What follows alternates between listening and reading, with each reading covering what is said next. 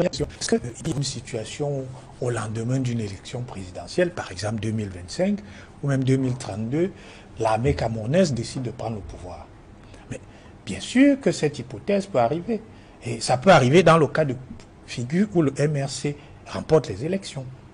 Effectivement, dans cette hypothèse-là, je vois très bien l'armée en train de prendre le pouvoir pour empêcher... Permettez, j'ai parlé du MRC, je n'ai pas parlé du MRC. Donc, s'il arrivait, par impossible, que le MRC remporte les élections, je m'attends à ce que l'armée s'y oppose fermement. Pourquoi je dis ça? Nous connaissons tous le fameux... C'est sentencieux, c'est brutal, c'est sans appel. Vous ne pouvez donc pas nous gratifier de quelques petits mérites. Et crois qu'en même temps, vous dites que je suis tellement imbécile. Je dis que je n'ai pas compris que je n'aurais pas dû poser tel acte en 2020 de mon côté, ou bien vous raconter des histoires qui se sont passées devant le Conseil constitutionnel de la manière qui vous plaît. Je dis, où est le débat là-dedans?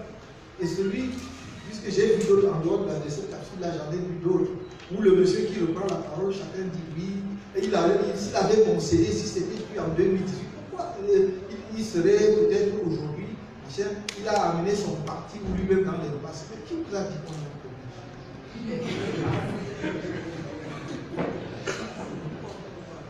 Les proverbes africains sont très riches.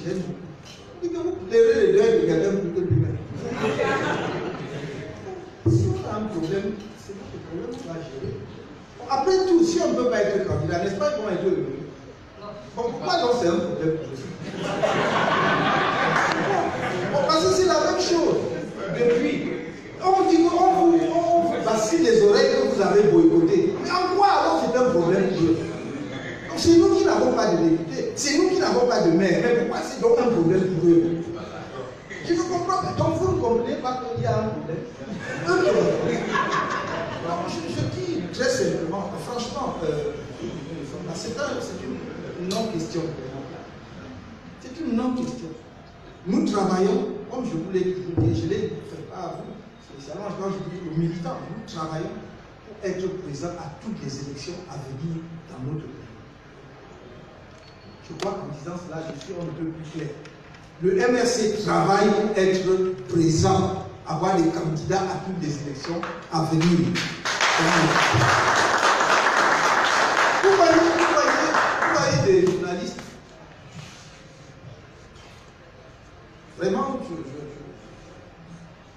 je l'ai crédité dans certains talents. Mais je crois que le pays est mortifère pour nous tous.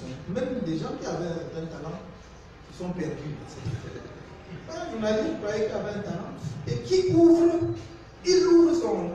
son débat en disant Monsieur Kamto aura 71 ans en 2015. Il apprend quoi à qui? Où est l'information là? Où est la vérité? Est-ce que c'est caché? Mon CV est en circulation même avant que je n'entre en politique. Est-ce que ça n'a jamais été caché? Devant le conseil constitutionnel qui s'invoque, on ne m'a même pas posé la question. Moi-même, j'ai décliné mon âge. Est-ce que je cache?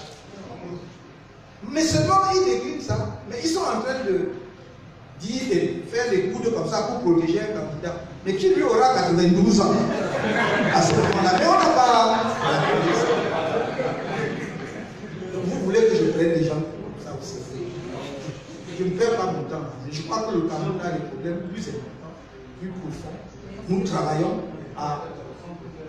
aux solutions, à prêter des solutions que nous allons mettre en application demain. Si le peuple camerounais, comme en 2018, nous font la confiance de nous porter aux affaires. Et croyez-moi, nous allons transformer le pays avec vous. Ça vous plaît.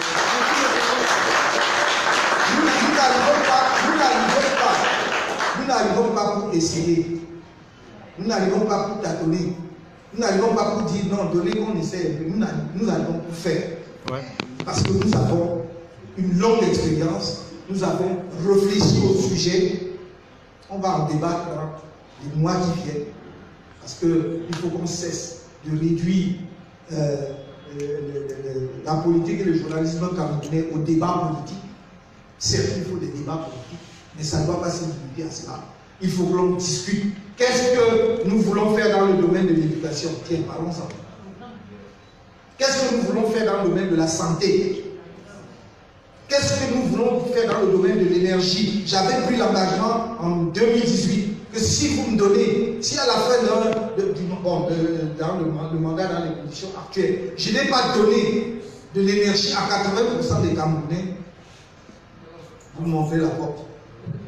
Je vois que les solutions que nous préconisions, que nous défendions et tout, on commence à les reprendre, puisque j'ai vu que le ministre de l'énergie commence aussi à dire qu'il va faire les micro-barrages. Allez écouter mon discours, allez lire mon programme, les micro-barrages. Il prévoit 500. Ils ne savaient pas ça avant, c'est en 2022 qu'ils ont lancé ce programme. Il faut arrêter ça, nous avons des solutions. Nous voulons être une vraie solution. Pour ne pas dire une vraie chance pour notre pays. Mais pour tous nos citoyens, croyez-moi, j'ai promis aux Camerounais qu'il n'y aura pas de chasse aux sorciers. C'est un Cameroun nouveau, c'est un Cameroun que nous aimons. Parce que j'ai vu beaucoup d'entre vous qui clament la jeunesse, vous qui avez 40 ans aujourd'hui, même 50 ans, vous n'avez pas vu. J'ai vu ce qu'était le Cameroun, sur quelle trajectoire était le Cameroun. Et que des gens qui aujourd'hui disent qu'ils sont aux affaires, par moment, je me demande s'ils sont vraiment au service du pays, parce qu'on a détricoté ce pays sous nos yeux. Le Cameroun avait déjà toute la base d'industrialisation.